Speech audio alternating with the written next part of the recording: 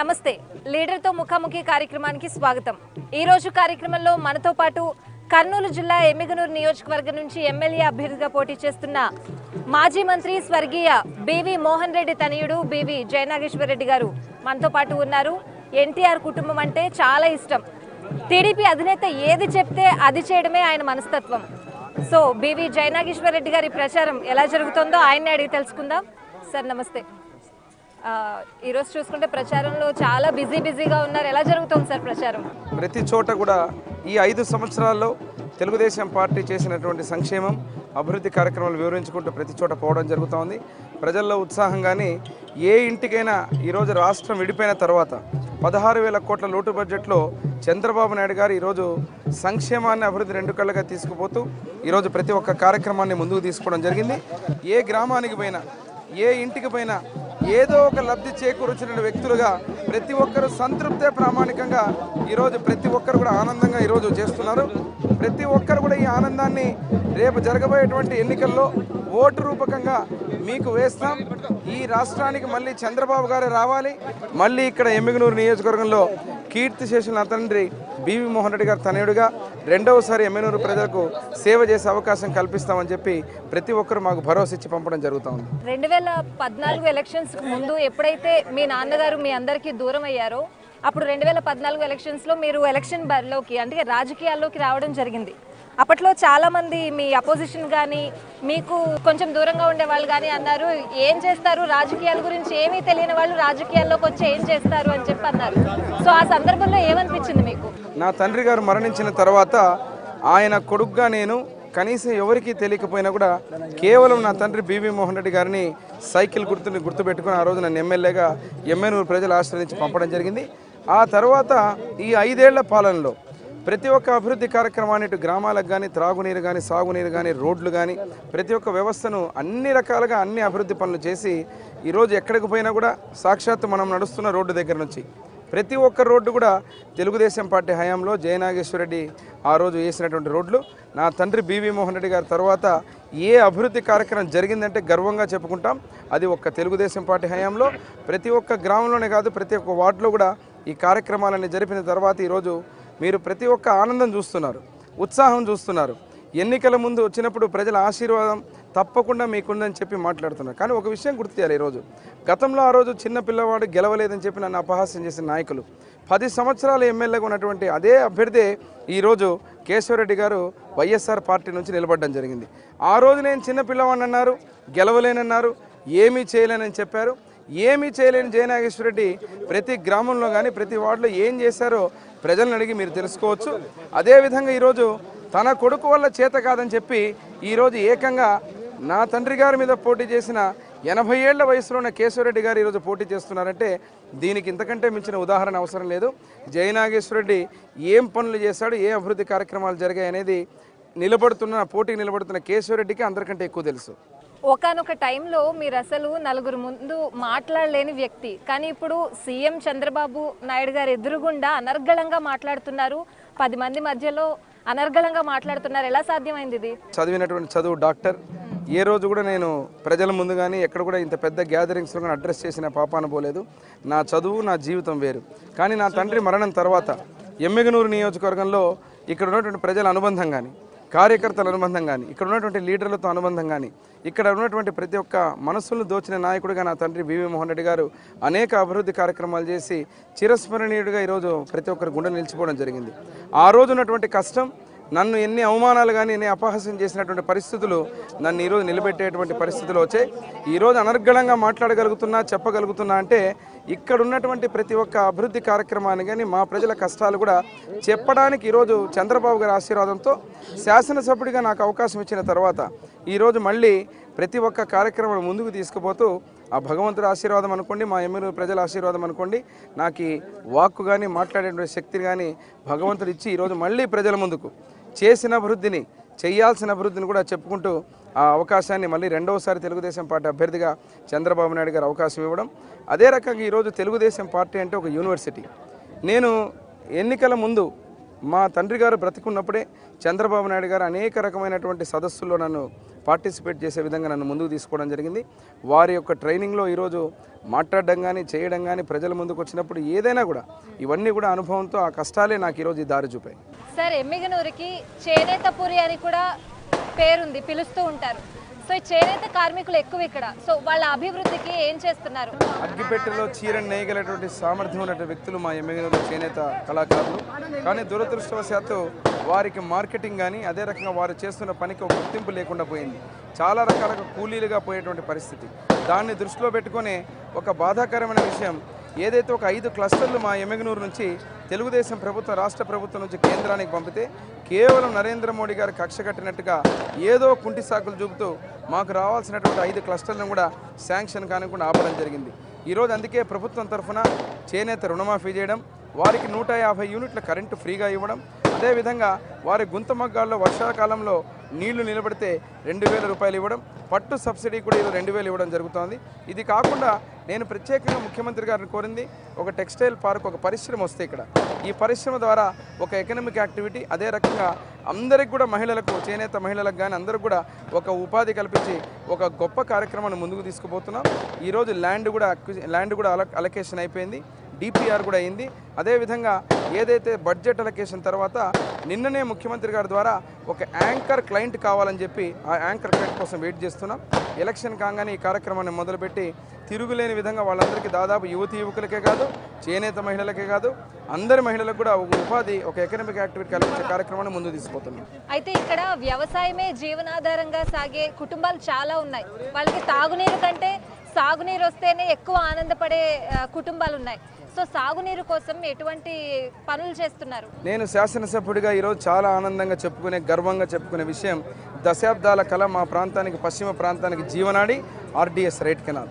ఈ RDS right canal గురించి నేను మొట్టమొదటి రోజు నుంచి శాసనసభ నుంచి చంద్రబాబు నాయుడు సార్కి ఎన్నోసార్లు చెప్పడం, వారు ఈరోజు నిజమైన రాయలసీమ బిడ్డగా మా ప్రాంతానికి ఎంతో ప్రేమతోటి ఈరోజు 1958 కోట్లు ఈ ఆర్డీఎస్ రైట్ కెనాల్కు కేటాయించడం, టెండర్ కూడా పూర్తవడం, రానున్న రోజుల్లో ఆల్రెడీ ల్యాండ్ అక్విజిషన్ కూడా స్టార్ట్ అయింది. ఎలక్షన్ తర్వాత బ్రహ్మాండంగా మా ప్రాంత రైతులందరూ కూడా 3 పంటలు అంటే ఎలాగంటే, మామూలుగా ఏదైతే రాయలసీమ అంటే ఎడారి ప్రాంతం అంటారు, మా పశ్చిమ ప్రాంతం నిజంగా ఒక్కొక్క నీటి బొట్టుకి ఇబ్బంది పడేటువంటి పరిస్థితులు, అటువంటి ప్రాంతాన్ని కోనసీమగా తయారు చేసే ఈ ప్రాజెక్టు శాంక్షన్ చేయడం, ఈరోజు నిజంగా చంద్రబాబు నాయుడు గారికి మేమందరం, మా ప్రాంత రైతులందరం కూడా మాతో పాటు అందరం కూడా పాదాభివందనం తెలుపుతున్నాం. అయితే మీ ప్రత్యర్థి చెప్తున్నారు కేశవరెడ్డి గారు, ఎమ్మిగనూరు నియోజకవర్గానికి తాగునీరు, సాగునీరు సమృద్ధిగా లభించాలి అంటే మళ్ళీ మీకు ప్రాతినిధ్యం నేనే వహించాలి, నా వయసులో సగం కూడా లేదు, ఆయన కంటే నేను ఎక్కువ చేస్తాను, నాకు ఇంకొక అవకాశం ఇవ్వండి అంటున్నారు ఆయన.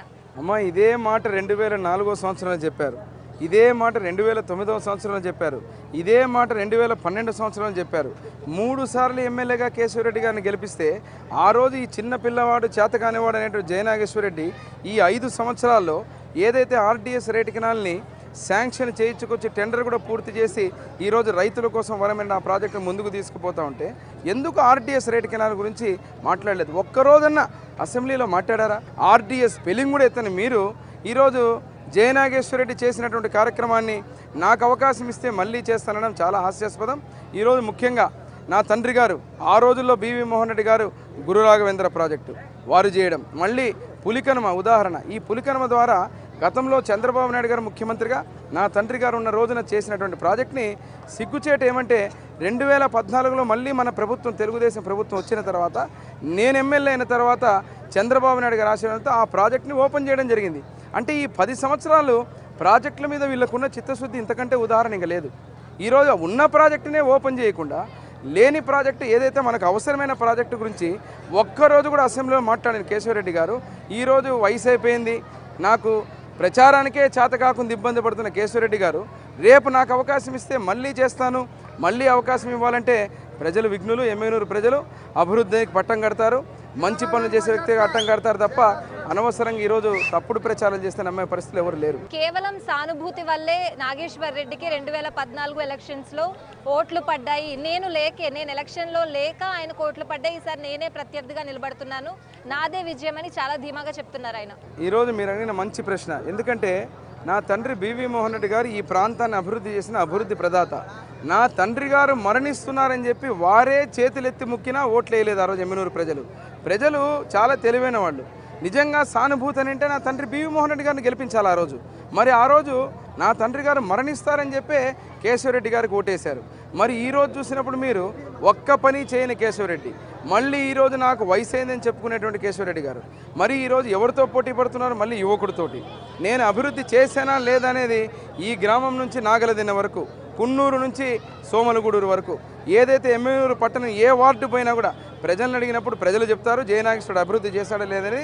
నేను చెప్పడం కాదు, స్వయంగా కేశవరెడ్డి గారి గుండెకు కూడా తెలుసు ఆ విషయం, ఈ అభివృద్ధి కార్యక్రమాలు జరిగాయా లేవనేది. వాళ్ళని మీరు చెప్పిన మాటని సానుభూతి స్టంట్ని కేశవరెడ్డి గారు వాడుతున్నారు ఈసారి. ఏంటంటే నాకు ఇవ్వండి అవకాశం, ఇది చివరి ఎన్నికలు, నాకు అవకాశం అంటే చివరి ఎన్నికలు మీ కుటుంబాన్ని కాపాడడానికి ఎమ్మెగనూరు ప్రజల యొక్క భవిష్యత్తుని ఈరోజు పణంగా పెట్టాలా? ఇంకొక విషయం, ముఖ్యమైన విషయం చెప్పాలా, 5 సంవత్సరాల్లో ఎమ్మెగనూరుని ప్రశాంతంగా పెట్టాం. ఏ గొడవలు లేవు, గ్రామాల్లో కక్షలు లేవు, తప్పుడు కేసులు లేవు. ఇదే కేశవరెడ్డి గారు పాలించిన రోజున ఎంతమంది చనిపోయారు, ఎంతమంది గొడవలు, ఎమ్మెనూరు పట్టణంలో ఎక్కడ చూసినా లా అండ్ ఆర్డర్ కానీ గ్రామాల్లో కక్షలు కానీ కొనసాగించారు తప్ప ఈ రకంగా ఎవరి ట్రాక్ రికార్డ్ ఏంటో ప్రజలకు బ్రహ్మాండంగా తెలుసు. సో మీరు 2014లో ఎలక్ట్ అయినప్పుడు ఎటువంటి అభివృద్ధి పనులు చేపట్టారు, ఎంతవరకు సక్సెస్ అవ్వగలిగారు, ఇంకా మేజర్ వేవ్ మిగిలిపోయాయి? 2014 సంవత్సరం ముందర ఇదే కేశవరెడ్డి గారు 3 పర్యాలు ఎమ్మెల్యేగా ఉన్న తర్వాత కనీసం ఒక రోడ్డు కానీ, ఒక నీటికి సంబంధించిన ఒక చిన్న పరిష్కారం కానీ, 1 సెంటీమీటర్ పైపు కూడా వేయలేని పరిస్థితి. ఈరోజు 2014 సంవత్సరం తర్వాత ఎమ్మెల్యేగా అయినది నేను ఎక్కడ కున్నూరు మొదలుకొని నాగల్దిన్న వరకు అనేకమైన రోడ్లు, ఎమ్మెగనూరు టౌన్లో ఏదైతే గుంతలుగా తవ్వి పారేసినటువంటి ఇన్ఫ్రాస్ట్రక్చర్ మొత్తం చాలా జాగ్రత్తగా సెట్ చేసుకుంటూ దాదాపు 65% నుంచి 70% ఈరోజు రోడ్లు పూర్తి చేయడం.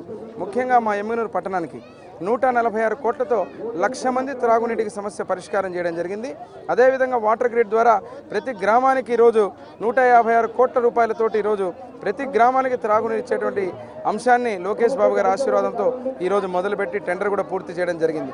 ఈరోజు ముఖ్యంగా ఇంతకుముందు చెప్పిన విధంగా రైతాంగానికి అత్యంత కీలకం మా ప్రాంత జీవనాడి ఆర్డీఎస్ రైట్ కెనాల్ని శాంక్షన్ చేయించడం, టెండర్ పూర్తయి మళ్ళీ అది కూడా దశాబ్దాల కల ఈరోజు సాకారమయ్యే పరిస్థితుంది.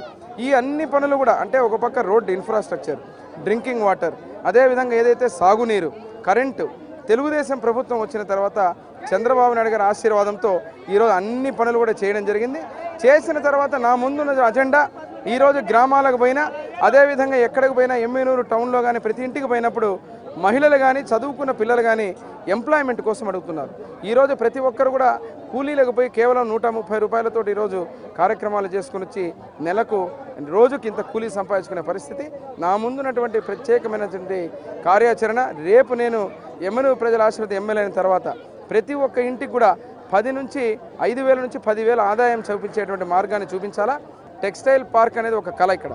ఈరోజు ఆ పార్కుని ఒక యాంకర్ క్లయింట్ ద్వారా తీసుకొని వచ్చి ఉపాధి కల్పించి తద్వారా సబ్సిడరీ యూనిట్స్ వస్తే చాలా రకాల కొన్ని వేల మందికి ఉపాధి, ఇటు చేనేత కళాకారులకు కానీ, అదేవిధంగా మహిళలకు కానీ, అదేవిధంగా యువతకు కానీ, చదువుకున్న ప్రతి ఒక్కరు కూడా ఈరోజు ప్రత్యేకంగా ఈ యొక్క దీని మీద దృష్టి పెట్టి చంద్రబాబు నాయుడు గారి మాటగా నిన్ననే మా ముఖ్యమంత్రి వర్యులు ప్రచారానికి ఎమ్మెగనూరు రావడం, వారు మరొక్కసారి నొక్కి వక్కాణించడం జరిగింది. ఎమ్మెగనూరులో టెక్స్టైల్ పార్కును అతి త్వరలో ఈరోజు ఆ కార్యక్రమాన్ని చంద్రబాబు గారి ఆశీర్వాదంతో మళ్ళీ మొదలు పెట్టడం జరుగుతుంది. అయితే ఎమ్మెగనూరు నియోజకవర్గ ఓటర్లు ఎలా ఆలోచిస్తున్నారని అనుకుంటున్నారు? ఈరోజు మీరు చూస్తున్నారు ఈ గ్రామం ఉదాహరణ, ఈ ఉత్సాహం అనేది 5 సంవత్సరాల పరిపాలన తర్వాత ఉన్నటువంటి ఉత్సాహం.